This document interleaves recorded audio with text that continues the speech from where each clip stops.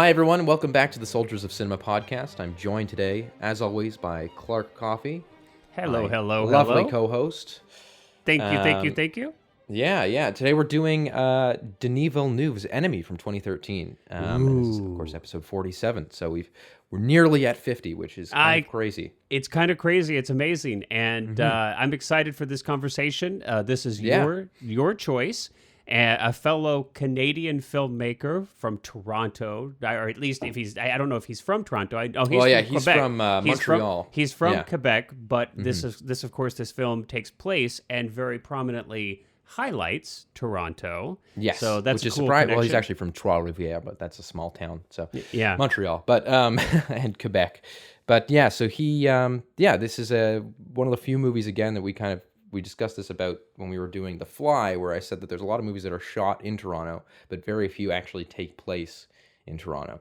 Yeah. Usually, it's like subbing out for New York or Chicago or some generic kind of American city. Yep. And Um, this is very clearly Toronto, and I have yes, to say yeah.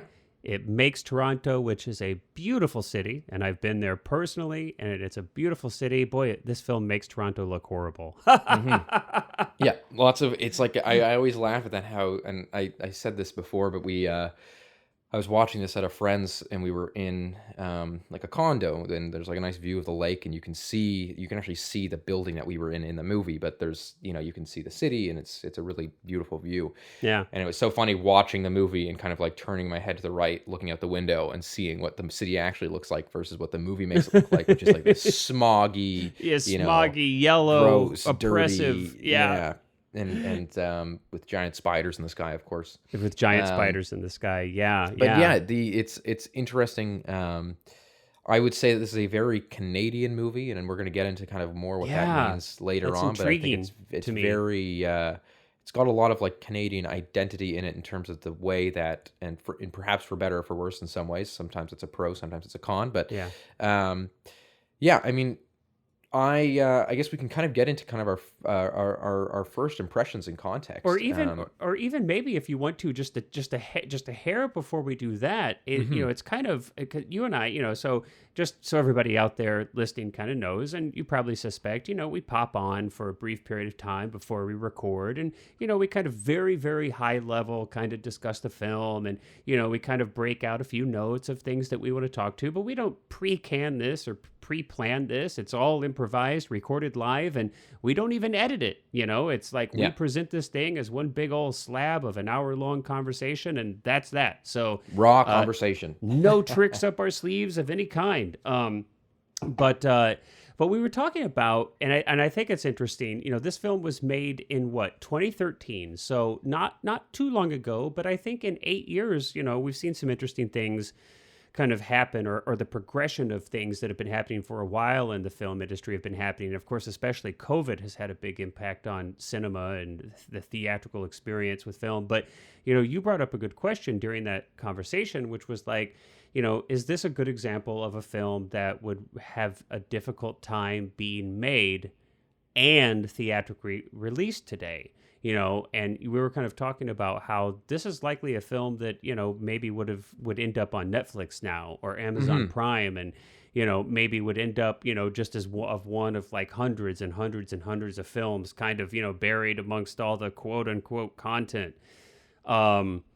But I mean, that's a good question, and what are your thoughts on that? I mean, this film is definitely, it's an esoteric, it's a film that it's definitely not a Marvel movie. It's not a blockbuster by any means. Yeah, Not a yeah, I know. I think blockbuster. that I sort of described it as like a relic of a time past, in a sense, in that like it feels very 70s in a way, 70s kind of 80s, or even, I know that this is 90s, but I always sort of think of like Eyes Wide Shut when I think of this movie, in that it's like a big, and again, this is not an old movie, this is 2013. Yeah. But the amount that the film industry has changed in the past 5-10 years is, I think, basically a ton. I mean, it's Yeah. it's astronomical. Especially, How you know, I much things think, have changed. and COVID has hastened that. You know, the past 2 Yes, years absolutely. It's has kind of been, it's been the yeah, straw that broke the camel's back in many senses. But that this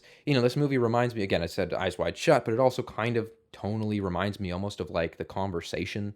hmm. Like it's this surreal kind of paranoia thriller Mm-hmm. drama, and Yep. movies like that aren't really made like that anymore, like, and let alone shown in theaters with budgets of what I'm not quite sure. Let me try and pull up the number here real quick, I think we're looking at if it's it. available. Yeah. It's But I don't see any numbers available right off the top, but you know, I mean, yeah, it's I'd say it's made for a few $1 million, probably. probably not much, but you know, Yeah. Jake Gyllenhaal, you know, he did a couple films with Denny back to back, I think, and so I'm not quite sure, you know, if they did kind of a multi-pick deal or kind of, you know, how much he got paid for this, you know, and but yeah, you know, it's interesting. And we're going to get into this, you know, kind of, you know, what our experiences were with the film, and I'll kind of cheat a little bit and share that, you know, I didn't really enjoy this film much, but and we'll get into this, but I really respect the film, and I'm appreciative of the film, and I'm appreciative that Denny is working in the industry, that he's a filmmaker that's making films, and I appreciate that this film exists, and I would love to see more films like this being released theatrically, you know, mature films made for adult viewing audience, you know, exploring interesting and complex adult issues. Yeah, yeah. And making strong artistic choices, which, I mean, look, you can say all kinds of things about this film, but the one thing that's undeniable is that there are strong choices being made in this film. Yeah. And even if I am not thrilled by those choices, I'm always thrilled by the fact that somebody actually made strong choices. I think it's interesting because our reaction to this movie is very much kind of two sides of the same coin. Yeah. Yeah. Whereas you don't necessarily enjoy it a lot. I agree with all of the things that make you not enjoy it. Mm-hmm. But I disagree on a stylistic level with this movie a ton. It's not Yeah. a movie that I think I would ever, like, I would never shoot a movie in this style. And I don't just mean subject matter or story. I think that that's a really engaging and intriguing part of the movie. And I love those types of movies. But Yeah. purely from a stylistic sense, purely from a visual, the way the camera moves, the cinematography of the movie, I would never shoot anything like this. The filter. Yes, yeah. It's super yellow and stuff like that, and I very wholeheartedly disagree with that on a like artistic, personal level. Yeah. But I find it really fascinating too. Sure. I find that it's almost something I can't look away from, and it's not a movie that, I don't think that Villeneuve was trying to make, or Nicholas Bolduc, who did the cinematography, were trying to make this movie look pretty. It's very obvious that they were trying to make it look ugly. No question. And it works. It definitely is not a pretty movie, but I think it's so fascinating because of that. Yeah. That it's like, to me, it's like you're looking at this image and it's so yellow, or the landscape shots, or like the big establishing shots of the city are so smoggy and gross, and they make you feel almost like you're in like a bayou, like it's like sweaty, and just it's not appealing in any makes me feel like I'm in way. Los Angeles in the 70s, what it makes me feel like. Yeah. But okay, so we're going to talk about that because I think this is really interesting. This is, now look, I think this is a compliment to the film, the fact that we're here, that we're talking about it, and that there's there's the complexity of this issue to even discuss, I think is worthwhile. I mean, that this is huge points, in favor of the film. Absolutely. This idea that something can be aesthetically unpleasing, that can be unattractive, that can be, even unsettling. And clearly, I mean, there's a lot of films that discuss unsettling things that, as subject matter, as content, as plot device, that it's disturbing, unsettling, fearful. I mean, all of these negative emotions are commonly explored in film. But I think this film uses the very medium, is visually disturbing, and I don't know, what I mean. They were not afraid to move away from aesthetically pleasing. Yeah, I chuckled there for a minute because I'm just sort of imagining having this conversation in a forum of like a big pop culture podcast where it's what's bizarre about those things is that it's almost impossible to criticize a movie. It's like you either love everything about it or you hate everything about it. Yeah. And so I find it like I find it so refreshing to be able to have a conversation about a movie that I actually really, really like, but that I can also say like, oh man, it's ugly. Like, it's funny to me that things like that are kind of so, especially in the like very mainstream senses and like very popular media, it's rare to find conversations like that. So I'm glad that we're able to discuss that. And that's it's the most fun thing. Like that's what I love doing here. So let's do talk about them. Let's shift to. So tell me a little bit about your personal experience with the film. I want to remind people, because I think it's kind of interesting that there's like a decent age difference between the two of us. So the age at which I first saw this film, which I'll get to after you, is like quite a bit different than the age that you saw this film out. Not that I'm suggesting for a moment that age is some monolithic kind of decider, but it is interesting to kind of explore the different age period of your life that you kind of come in contact with art can definitely like have an impact. Totally. I mean, because I think we're about 23 years apart. Yeah, we're about 20. I'm 45, so so 22. There you go. So definitely different.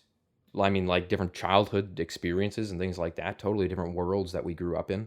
But I think what's kind of interesting about that is, again, just that like the sense that I get from this is that it's again a movie from a bygone era, whereas the sense that you might get from it is because you probably grew up more so in a sense where movies like this were way more common. And even my childhood was filled with films that were, the early 2000s, and the film industry today are completely different beasts. They're totally different things.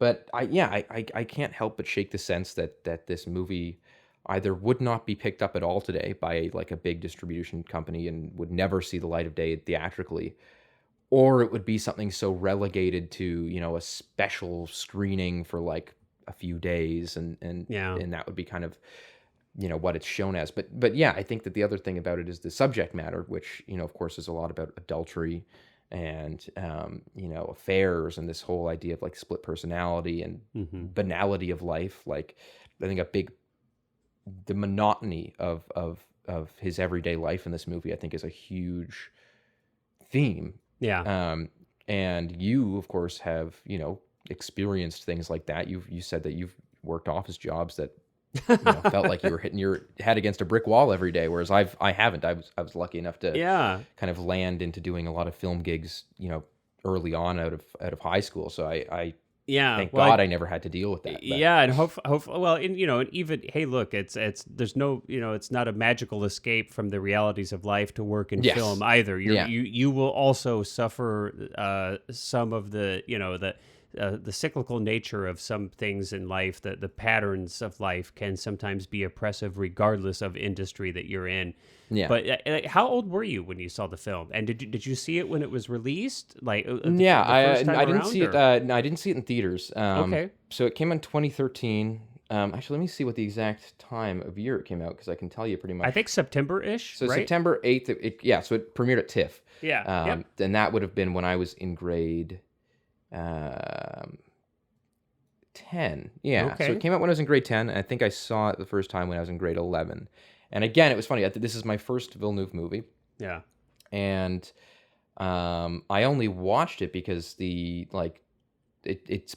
takes place in Toronto and the neighboring city, Mississauga, which is where I live. And that to me is really interesting because Toronto is so rarely mentioned in cinema, but also like even less so, of course, Mississauga, which is basically just a suburb. But and there's things like, he drives by like Rathburn Road, and Rathburn Road is the place where there's like a big IMAX theater. So it's like you start recognizing all these things. That's fun. Living in LA, you've got a lot of that. And so that's literally why I watched it, because my friend was like, one of the places that he goes is like, there's those, I don't know if you remember in the movie, there was those weird kind of shaped towers. That they're beautiful. So those are called the Marilyn Monroe buildings here. Oh, wow. They're like designed to kind of look like Marilyn Monroe, and those are like kind of like the centerpiece of like the Mississauga skyline.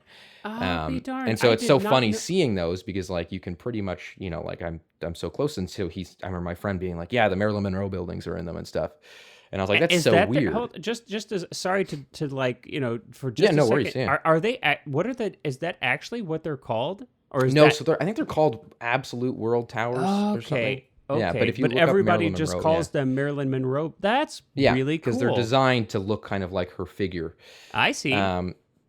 But yeah, so those so that was literally like I had no real knowledge of Villeneuve at that point. I Yeah. had heard of him because he made a pretty big movie here called Polytechnique, which was about a school shooting that happened in quite a while ago. I can't remember the exact year of it.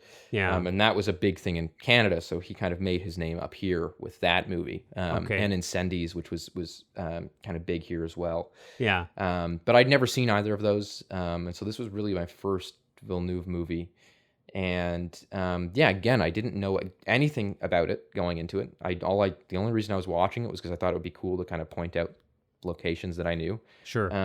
And again, even back then, I was like so mesmerized by this movie and so enthralled by how grounded it feels, and that the visual effects are always like, there's not a lot of visual effects in this, but the visual effects that are in there are so ingrained in the world that this movie presents. Mm-hmm. That they're never presented as shocking or out of the ordinary. I could see this movie being directed in a completely different way where the image of the giant spider walking over Toronto is done in a way that makes it shocking to the viewer, and this sensationalized, dramatic, and that you're on the ground looking up at it or something like that. But it literally just cuts to an establishing shot of Toronto with a giant spider walking over it. There's no fanfare about it. So I think that was really what kind of encapsulated me, and it also I almost. Forgive me for kind of simplifying perhaps the direction of Villeneuve here, but it almost to me also sort of feels like Villeneuve doing like Fincher in a way. Like it feels a lot tonally, that's interesting. Sort of like that's interesting. Like the girl with the dragon tattoo, and in a tonal sense. I feel like in some senses these two directors are actually very similar, because I also get often a kind of cold, kind of clinical, kind of detached technical feeling from Fincher in a lot of his movies. Yeah. And I get that feeling with Denny too. Yes. Yeah. Especially, I mean, Dune just came out. Yep. And I think that's like I thought Dune was decent. I enjoyed it. I saw it. Yeah, I thought it was times, okay. Especially in IMAX. It was. I wasn't cool to blown see. away. But a lot of people's complaints about that movie is exactly this kind of sterility, that there's not a lot of. But we're going to get to that too. You've got a really interesting thing, and I've never really thought about it. I want to save it. I want to save it. But the Canadian we'll get to that curse after, you called it. Yeah, the Canadian curse you called it. And obviously you don't have to be Canadian for a filmmaker to kind of maybe be considered categorized. But we're going to get to that. I was really intrigued by this idea. So, okay, so you see it at grade 10. That's a sophomore in high school here. And you were captivated by it right off the bat.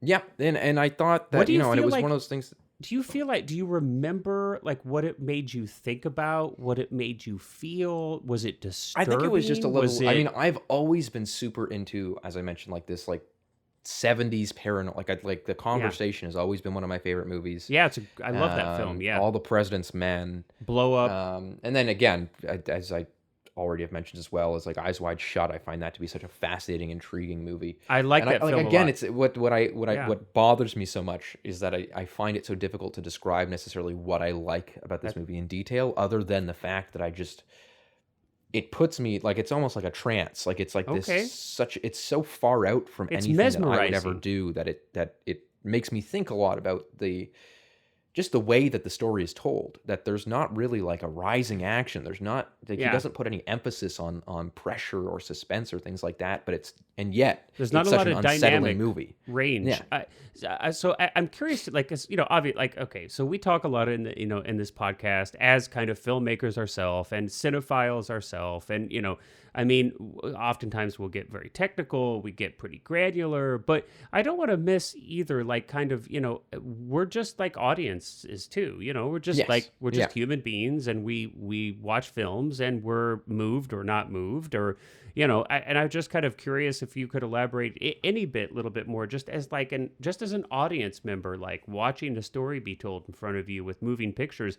Do you recall kind of, what any other ways that it might have made you feel? I think that the thing was that I was strangely invested, and that's one of the things that I think we're also kind of want to discuss, is that there's like a very big disconnect with feeling what the characters are feeling in this movie. That you don't really, you're not really like attached or like rooting for Gyllenhaal to kind of like figure this out. You're more Or just any kind of the of characters. along the ride with them. Yeah. Exactly. You don't really get to know many of the characters very well. Right. But I think at the same time, I think what kind of like hooked me about it was just that I was still so like it's like peeling off a Band-Aid. Like it's like I'm still just waiting to see what's under there and like what is making the movie tick. And it's Okay. it's a really kind of odd sensation A to curiosity. have. It's like almost Exactly. like a Like it morbid makes me very, curiosity, it really maybe. piques your curiosity. Yeah, exactly. Okay, It really yeah, piques my curiosity. I yeah. respect that, man. That's very interesting. Yeah, that's interesting, and especially at that age, you're kind of younger. I mean,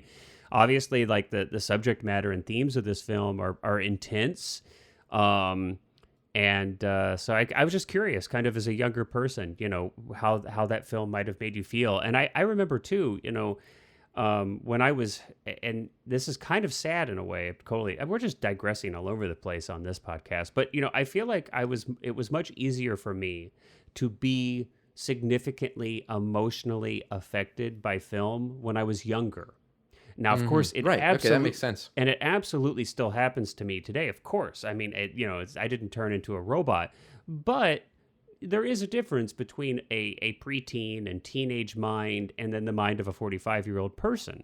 We of course, evolve, yeah. we go through more life, but I think there's like this sweet spot, you know, of almost like kind of 12 to maybe 20 or something, where you know your hormones are kind of going and your life seems like everything is kind of new and an experience, and you really like, I think we're open to much more range of emotional experience at that I mean, age. and who knows if I would have like had the same like if I had watched this movie for the first time now, Yeah, would who I knows? have We'll never know. reacted similarly, or would I have had sort of an approach that you had, where it's like kind of the stuff that I like is more set in stone in a way.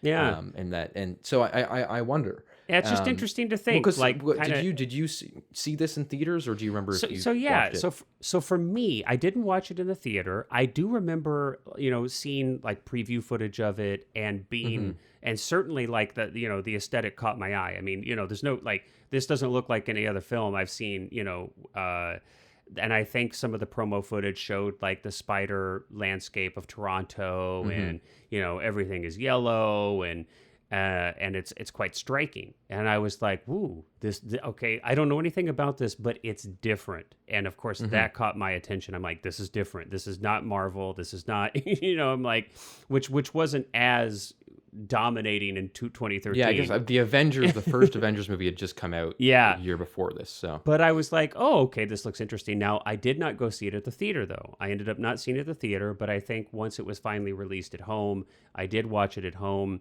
And I don't remember being, you know, particularly emotionally moved.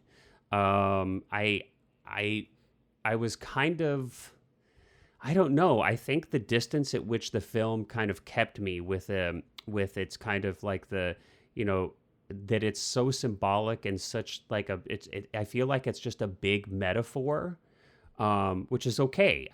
But I think it kind of kept me from empathizing with the characters and kind of putting myself in any of those characters' positions in the film, which I think is one of the big ways that I enter a story, is that I, you know, what many of us do, of course, you know, where I kind of pick a character that and that can change throughout the whole movie, you know, and maybe in this scene I feel related to that character, and then the next scene I feel related to this character, and go back and forth and everything. But I felt like there was no entrance into this film for me in that way, where I could put myself in the shoes of any of these characters and kind of feel with them.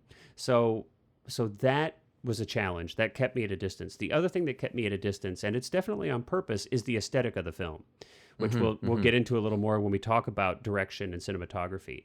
So I think the combination of the aesthetic of the film and the kind of the distance that the characters are kept from us, I think kept me from really feeling connected to this picture. and I think you described interestingly, sort of like that there's like almost hinges of not in like an amateurish sense, but the storytelling style, it sort of feels almost like student film almost. Well, and I think that what's interesting about that is that, you know, I know exactly what you mean, in that like student films, and I'm guilty of this in movies that I made when I was younger as well, where you almost try to keep things like intriguingly vague. Yes. And that's how you're, and I actually, and it's like had your a conversation with someone the other day, because they're writing a screenplay that they want me to direct, but they're just kind of starting out in terms of like their like film career and stuff like that. And so that was one of the pointers that I gave them, was I was like, if you really want to set this aside from like a lot of other short films that'll go up on YouTube or Vimeo and stuff, it's that like take all the vagueness out of it. Like, yes. Make it something that's super clear and concise and efficient in the way that you tell the story. Whereas, and it doesn't necessarily bother me a ton with this, just because I think that the atmosphere of the movie is really intriguing and interesting. But no, I totally get what you mean. Like I made movies when I was younger where, it's like, everything the only way is that plotting. a character can communicate is through everything is brooding. Everything yes. is glacial. And so fast forward now, because I watched this probably in 2014 or 2015 when it first came out. So fast forward 6 years, and I watched it, of course, again last night in preparation for this. And I felt all those same things again. But yes, as you mentioned, not to be rude to student filmmakers, and because I have been there myself, and it's a shorthand, I think, to mean amateur or filmmakers who are kind of just beginning. That's all I mean. So like a negative context. Yes, I don't mean any disrespect to anyone at all. It's just a shorthand for, and I've been there too. So where I think vagueness replaces decisions. That's what I think we're kind of talking about but I don't feel like that's what's taking place here. I don't feel like vagueness is replacing the decisions that need to be made as an artist for a film. But I think what I mean here about the kind of a student film feel for me here is more superficial. Is more just about, I think, kind of the one noteness of the film, the glacial pace of the film, the brooding over the images. Those are kind of the elements that I think superficially remind me of a lot of amateur work that I've seen. But the big difference, though, is that I really do feel like this is strong, conscious decisions by this filmmaker, as opposed to the lack of a strong decision being made, and that's why there's vagueness for an amateur filmmaker. So I do think it's fundamentally different, but I think in some ways they look the same, if that makes sense. Totally. No, that makes absolute sense. Yeah. I think that's there's like hints of it, but it's almost odd that it's done not odd in a negative sense, but it's the way that I would describe it is that there's an intentional self-awareness to it. As opposed to a student film just trying to mask the lack of a story with vagueness and stuff like that. Which again, we've all been there. So. We've all been there. And I get it, and because I know one of the first things that, a lot of, like, I was just working with a writer recently, and I had kind of the same feedback as the story you described. They were, I could tell in reading the script that they were hyper concerned about giving away too much, about being too literal, about being on the nose. And that fear was so great that so many things were lost and not communicated to the audience in the script because of that fear. And so the reaction to that fear was such an overcompensation that I was like, I don't even know what the heck's going on here, dude. Nobody that watches this film, if it's made from the script as it is now, is even going to know what in the world you're talking about. So no, exactly.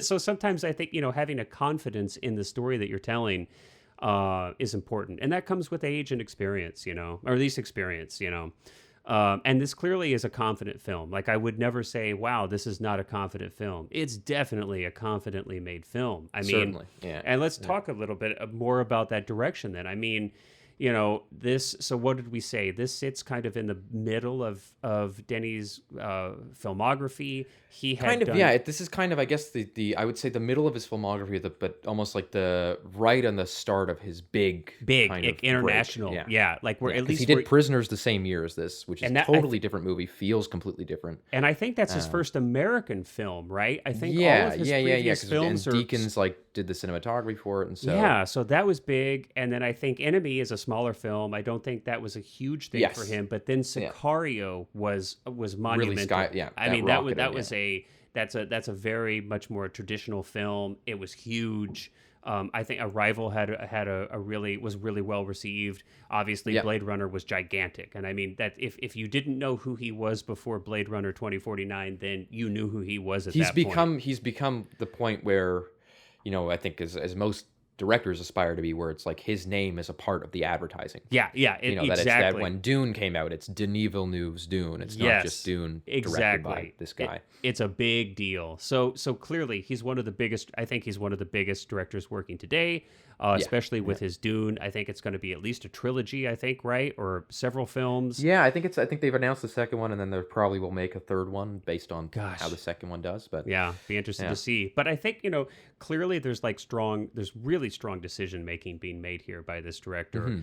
I think moving from the themes that the film is kind of exploring, and you touched on that a little bit. We'll talk about it, but the surreality of the surreal nature of the film, the confidence to tell a symbolic, metaphorical story, but without drawing really any, like you said, even the special effects shots, the spider stuff, it's shown so matter-of-factly. It's shown I love, frankly, frankly, the best part of the film to me is that final scene where he's speaking to his pregnant wife. She leaves the shower. She stops responding.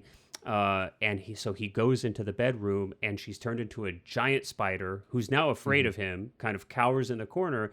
And we cut back to a reaction shot of Jake's character, and he's just like, he just sighs, and just sighs, and it's like it's this realization that, like, okay, this cycle just to resign. Is it's again. Like it's beginning again.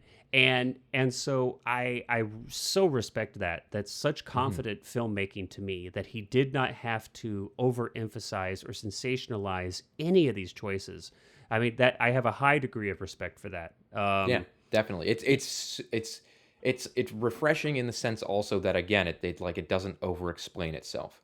That's another thing. It doesn't very much in line with, like, I'm sure a lot of people saw that last scene and were like, wait, why isn't he scared of the fact that there's a giant spider? Or even just, how did she turn into a spider? What's going on? Yeah. And there's this quote that I think I said it when we were talking about Silence of the Lambs, which is Jonathan Demme said when directing Silence of the Lambs that he would rather an audience be confused for 5 minutes than be told what's going on every second. So that there's this, I think Villeneuve really, whether or not he's directly, inspired by that or not, which I think it's just a natural kind of gift that some directors have, that they don't feel the need to over-explain.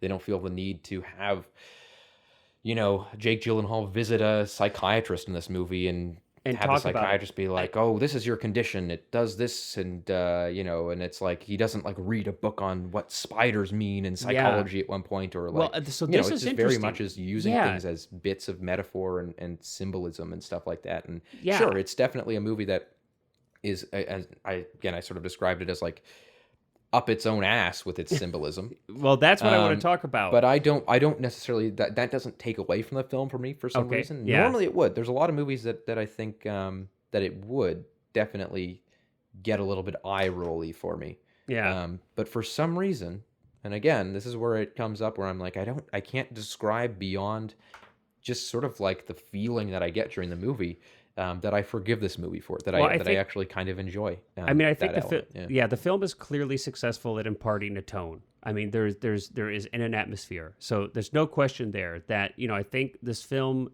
very successfully conveys an atmosphere and a tone that exist as a successful container for the symbology, if that makes sense. So that you can hold it and it's not ridiculous to you.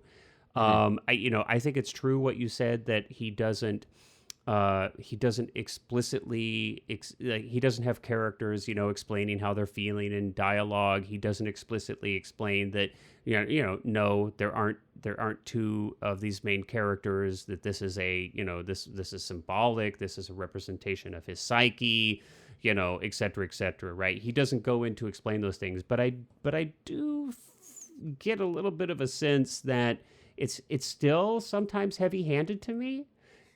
No, without a doubt. Yeah, yeah. Yes, he doesn't explicitly explain things, but I mean, he is very, it's like with, the history lessons, it's like over and over kind of about, the obsession with control and, Yeah. and we see the cycles and I feel like some of it is a little heavy handed. It knows what its themes are. It definitely knows, and it focuses on them for sure. Yeah.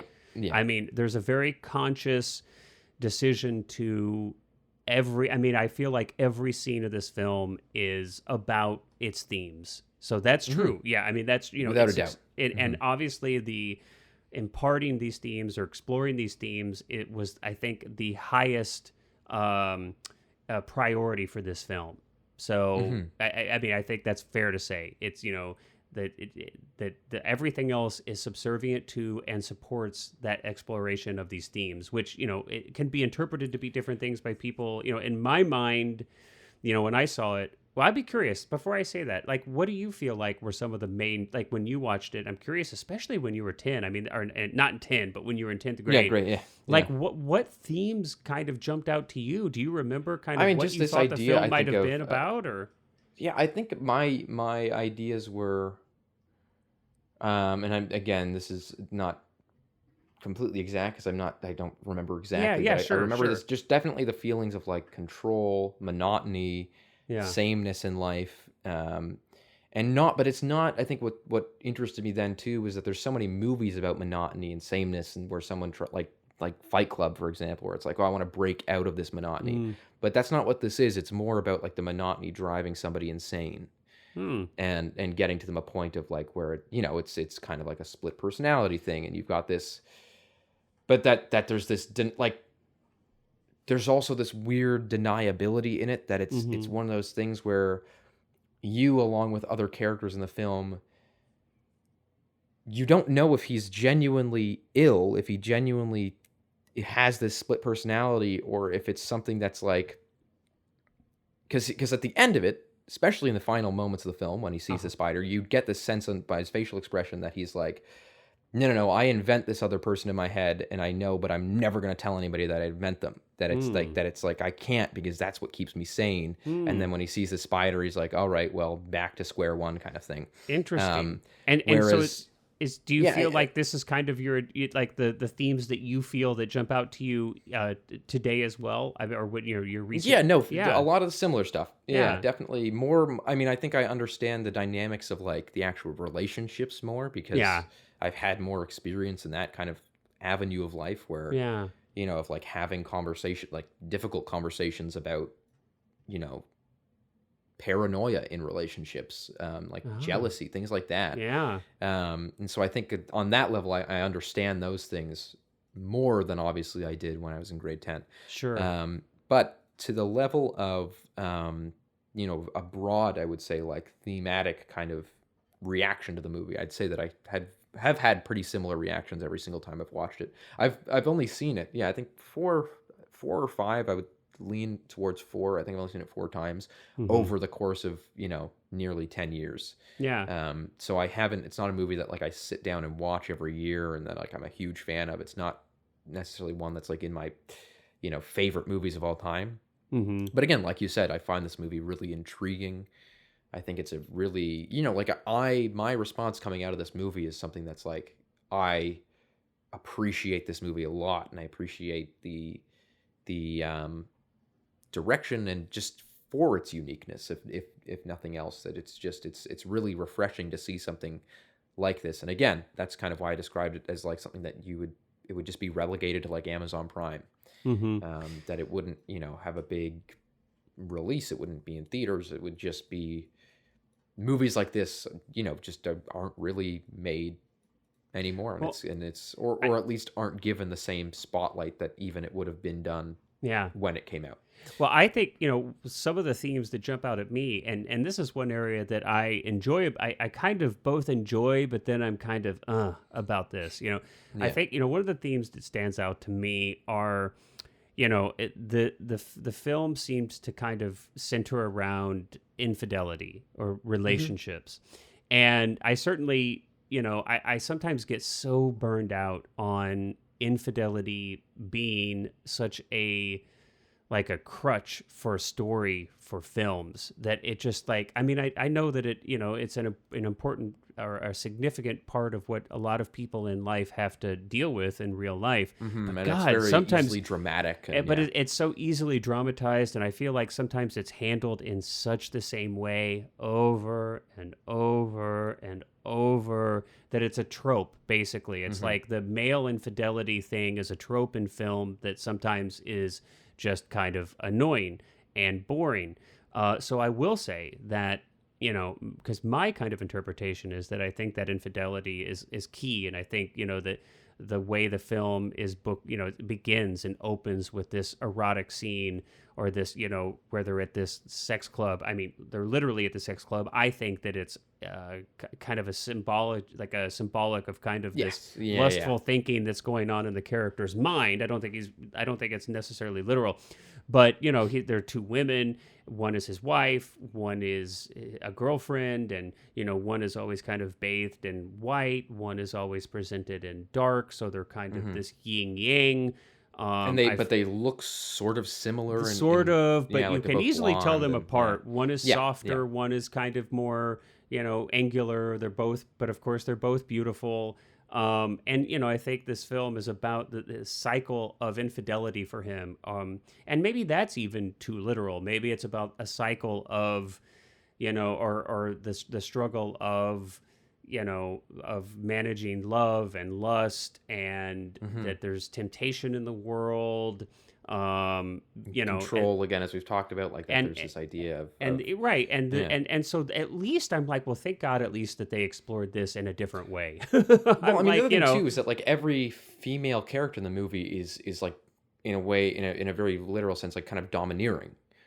That like his mother it's all over. Is the symbology of it is everywhere. Yeah, the symbology of this like is everywhere. His mother kind of talks to him like he's all the still, time, like young, constant. And his both of his, both the girls that he's seeing are very much not necessarily in control of him, but you can tell where the paranoia that he has kind of builds up from. It's the spider analogy. It's it's the web. It's the fear of control, and it's the fear of commitment, and getting it's caught the up feeling in something of getting caught up in something. Yeah.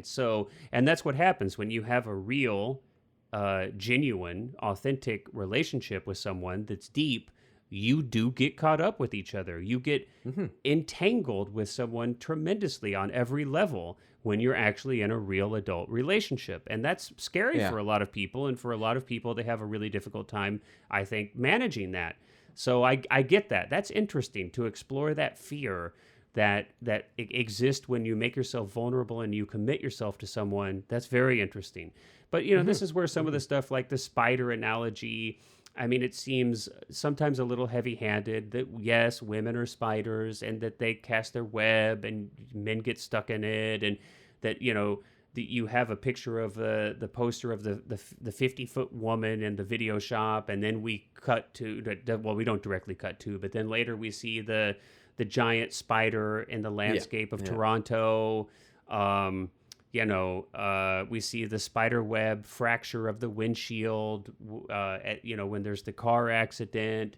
At the beginning, it's the beginning of the cycle of him in the sex club, and she steps on the tarantula. And there's that too, but there's a spider web. Actually, the glass shatters in a spider web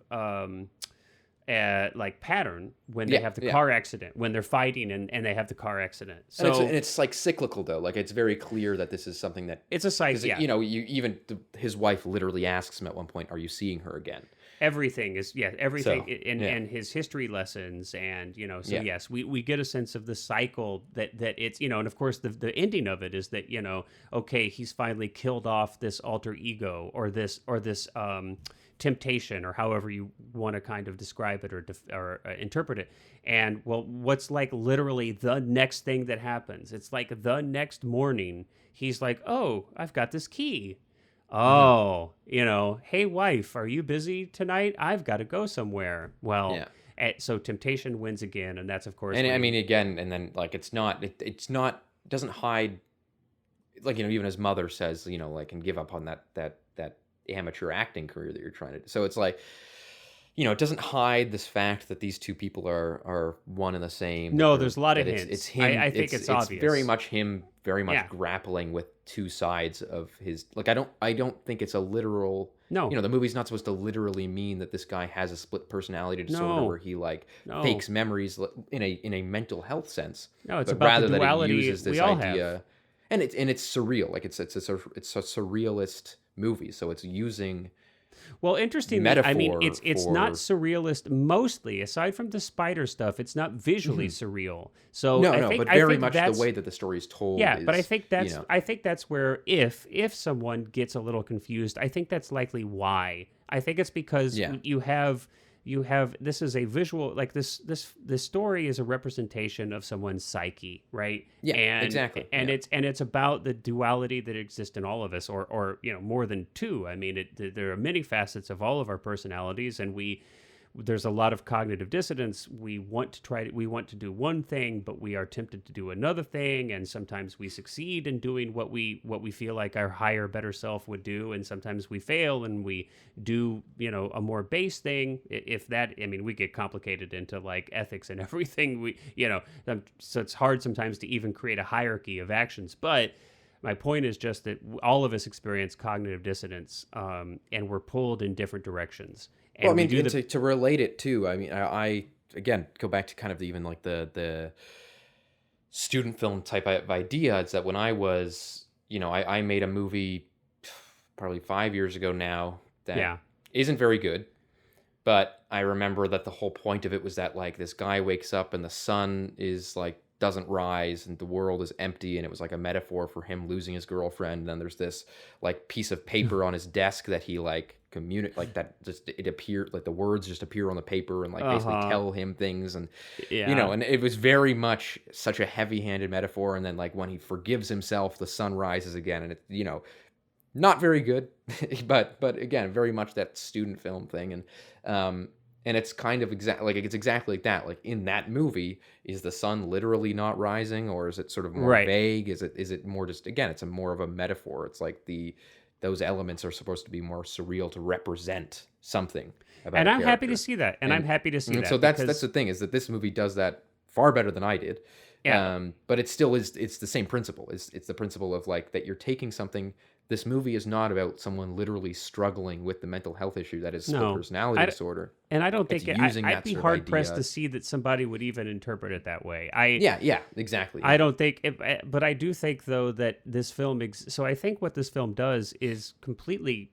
I mean, it's common in art to do this. This is, I mean, this movie does nothing spectacular or weird or unique even in its representation of things in that manner. But I do think that it is becoming more unique in the landscape of current films. That is, it's rare that films are kind of metaphors and are symbolic and represent kind of these subconscious kind of things that go on.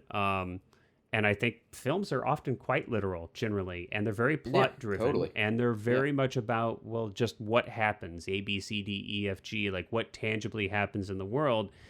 Whether it's ridiculously fictional characters like Captain America and Spider-Man and Hulk, I mean, it's still, these films are just about like what is literally happening in their world. So I like to see that. So even though I didn't enjoy watching this film, sometimes I thought that symbology was a little heavy-handed, I'm still really excited to see it. So and perhaps to kind of finish off, we can discuss that idea of like this kind of Canadian curse thing that I because we talked about yeah. performances. I mean, I think like we were talking about performances a little bit. We were kind of I was kind of in my mind, like when I was interpreting it before you had kind of described this Canadian thing, I was like, well, the film, because I was thinking, trying to think of how could I define or what would I say about these performances, and I kind of felt like, well, there's not a whole lot for these actors to do. I mean, the film feels a little kind of flat, a little detached. I was trying to find some words to kind of describe it.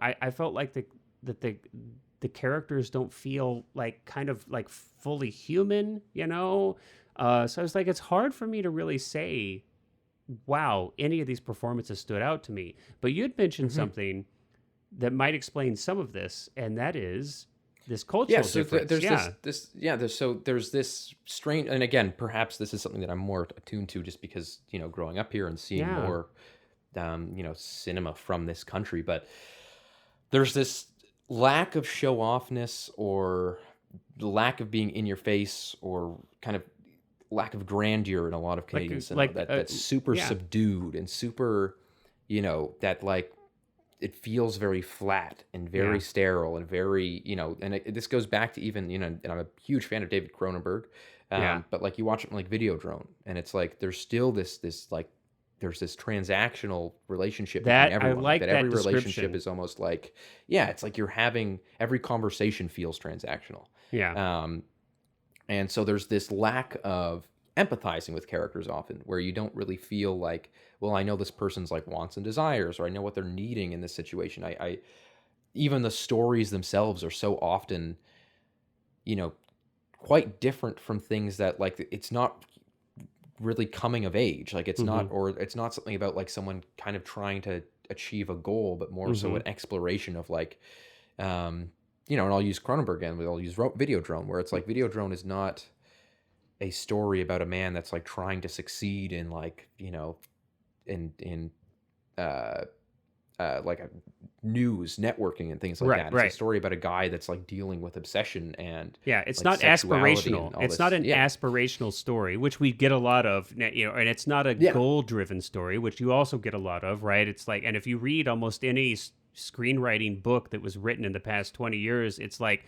your character must be likable and they Hmm. must have a goal that they must work to achieve and they must And have so much of obstacles. it's so Yeah. much of Canadian cinema is like that. Like I'd say the majority of it, and I say curse not necessarily in a totally negative sense. Like Yeah. there's a lot of really really fantastic movies made here, like that are fully made here, not just Hollywood movies shooting here. Yeah. Um, but at the same time, there's also like this really interesting kind of feel to a lot of like Canadian cinema, which is just this like flat sort of less emotional, Mm-hmm. less empathetic, much more I would say exploratory than anything else. Mm-hmm. That they're so often exploring controversial issues or Hmm.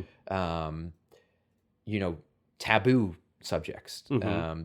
things like that are I think make things really interesting, but also one of those things that is to me a super super almost like a hallmark of Canadian cinema. That's so interesting. Um, I hadn't really thought of that too much. I'd be mhm. curious, not that we can answer this question here or, but it would be interesting to kind of think about and look at why that might be. And that's very curious. I think, maybe some immediate kind of, this is just me completely kind of speaking off the cuff, off the top of my head, but I wonder if some of that difference is kind of, here in the United States, at least, I mean, I can speak to the United States. I've lived here my entire life. Our culture here is A, very aspirational. B, we have a very kind of strong kind of undercurrent of a specific kind of morality, I think, Mhm. that sometimes precludes us from being able to easily explore taboo subjects. I mean, there's a lot of taboo subjects in the United States, so some of them are Mhm. quite interesting. So, this film in particular explores to some extent, sexuality, relationships, monogamy, fidelity, and of course, in the United States, you can explore violence all day long, right? You could have a Yeah. film that Yeah. explores violence, and violence is such a, I mean, it's just everywhere in American cinema. But if you get into some of these other questions, that you could run into some taboo stuff real quickly, right? Mhm.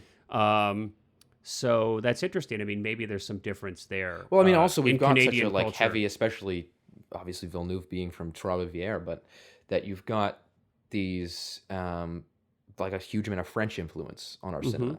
That a lot of Yeah, the big filmmakers here are from French Canada. So that obviously is going to be detached more so from the American style of cinema, which there is, huge influence on here as well because we're so close, culturally and geographically. right. But that Quebec really tends to be a lot more European in its style, and that bleeds out through the rest of Canada. So Yeah, there's almost like this kind of homogenous section of Canada that's super European that affects so much of what there's so much public funding for film here. There's right. a lot Which of is things like wonderful. that, but you go and you look at that and you look a lot of the movies that are funded publicly here.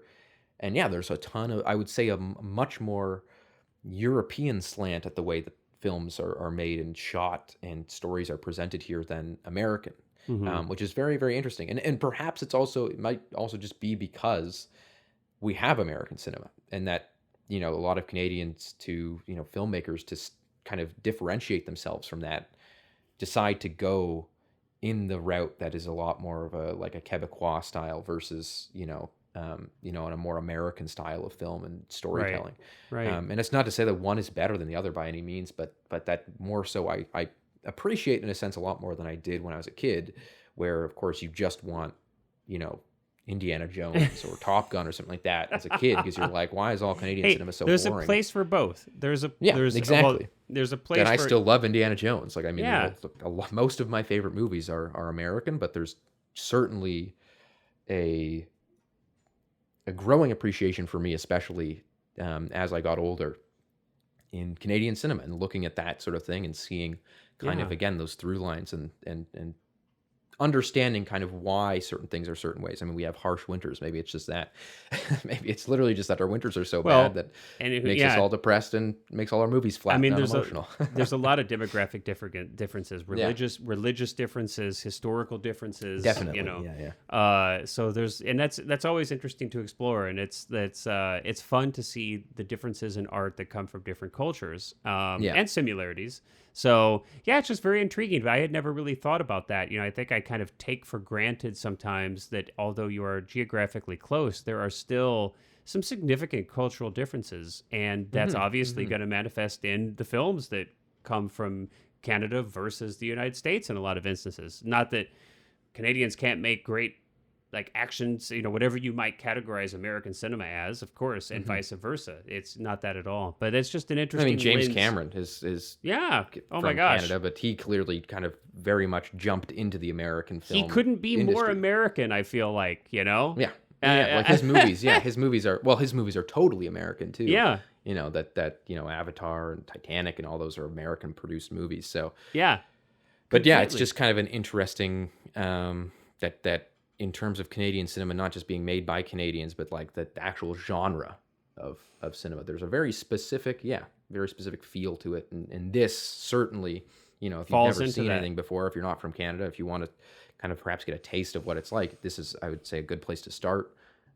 Cronenberg's movies, maybe lesser so than The Fly, because that was a kind of a co-produced American film. Yeah. But I'd say like Videodrome and a lot of those movies that explore, again, these taboo subjects those are kind of good places to start if you want to jump into it. Yeah. Excellent, man. Well, fantastic. Well, I appreciate you bringing Enemy into our podcast to discuss. It's enjoyable, and I think it's especially interesting. I mean, a lot of the films that we've done in the past, I think it was like I enjoyed them, and I enjoyed them on a kind of a superficial level, and I respected them. And this was an interesting film for me where I really didn't enjoy it on a personal kind of audience level, but there's a ton here to respect, and there's a lot here to kind of stimulate thinking about filmmaking, and that's awesome. That's a blast. So awesome. Well, I guess that'll be a wrap for episode 47. Yes, As always, Cullen, it's been a pleasure. And everybody out there who's listening, we appreciate you. We hope you enjoyed it. And we'll see you next time on episode 48. Until then, take care, everybody. Yeah, bye-bye.